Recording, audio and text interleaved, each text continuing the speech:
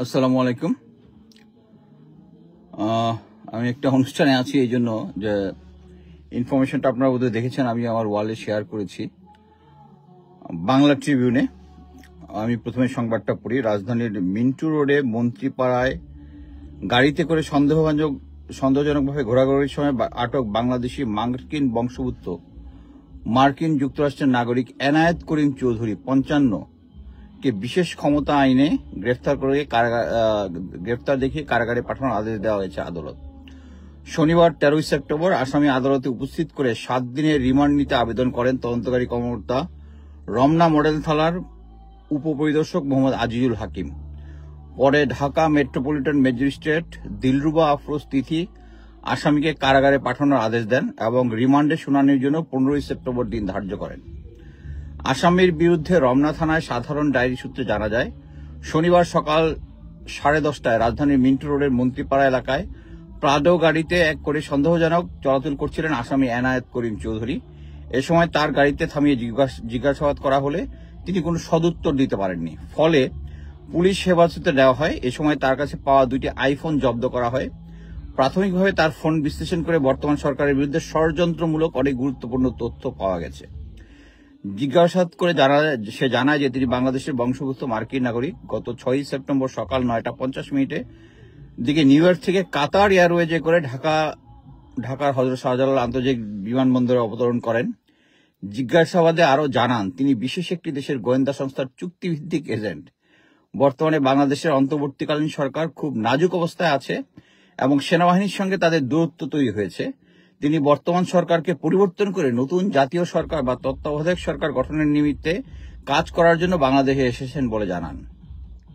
তিনি গত 6-7 সেপ্টেম্বর সোনারগাঁ হোটেলে অবস্থান করেন। পরবর্তীতে গুলশানের বর্তমান ঠিকানা অবস্থান করতে থাকেন। ইতিমধ্যে তিনি সরকারি উচ্চ ও নীতি নির্ধারক পর্যায়ে একাধিক কর্মকর্তার সঙ্গে এবং বিভিন্ন রাজনৈতিক দলের প্রভাবশালী নেতা, ব্যবসায়ী মহলের সঙ্গে গোপন বৈঠক করেছেন বলে জানিয়েছেন। যুক্তরাষ্ট্র বর্তমানে আন্তর্জাতিক সরকারের প্রতি হতাশ বলেও তিনি জানান।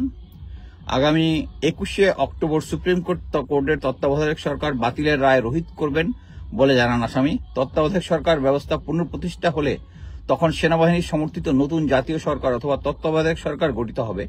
নতুন এই সরকারে কারা অংশগ্রহণ করবেন এবং সরকার প্রধান কে হবেন তা যুক্তরাষ্ট্র নির্ধারণ করে দেবে বলে জানান।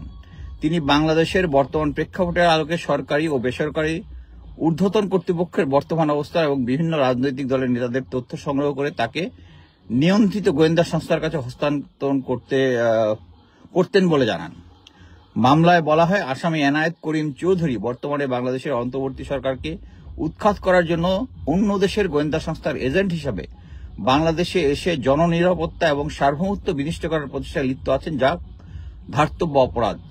আচ্ছা, এখানে মেইন কাহিনীটা হচ্ছে, আমরা সবাই আগে শুনেছি যে এই এনায়েত করিম এ হচ্ছে রয়ের এজেন্ট, মানে আপার এজেন্ট।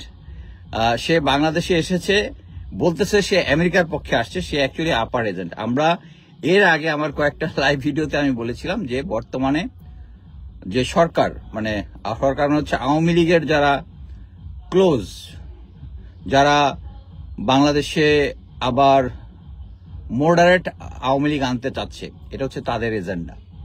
এই এনায়েত করিম বাংলাদেশে এসেছে, এর সাথে যুক্তরাষ্ট্রের কোনো সম্পর্ক নাই।